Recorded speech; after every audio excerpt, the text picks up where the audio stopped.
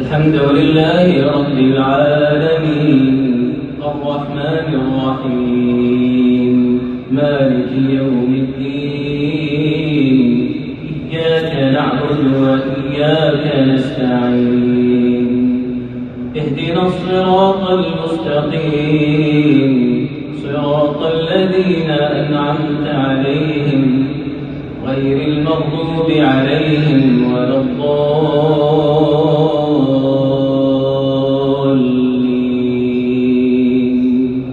آمين.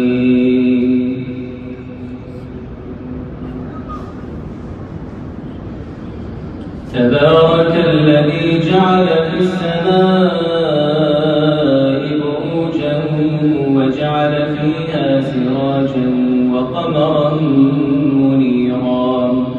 وهو الذي جعل الليل والنهار خلفة لمن أراد أن يذكر أو أراد شكورا وعباد الرحمن الذين يمشون على الأرض هونا وإذا خاطبهم الجاهلون قالوا سلاما والذين يبيتون لربهم سجدا وقياما والذين يقولون ربنا اصرف عنا عذاب جهنم إن عذابها كان غراما إنها ساءت مستقرا ومقاما والذين إذا أنفقوا لم يسرفوا ولم يقتروا وكان بين ذلك قواما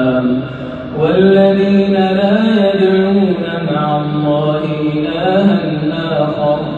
ولا يقتلون النفس التي حرم الله إلا بالحق ولا يزنون ومن يفعل ذلك يلقى أثاما يضاعف له العذاب يوم القيامة ويخلد فيه مهانا إلا من تاب وآمن وعمل عملا صالحا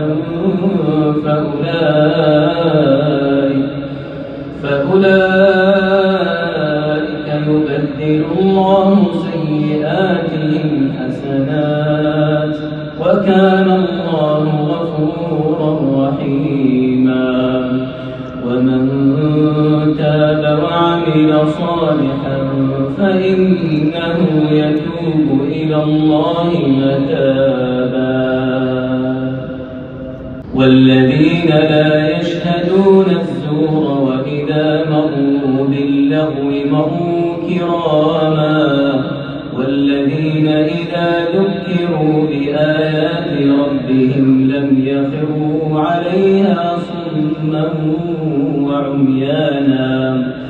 والذين يقولون ربنا هب لنا من أزواجنا وذرياتنا قرة أعين وجعلنا للمتقين إماما أولئك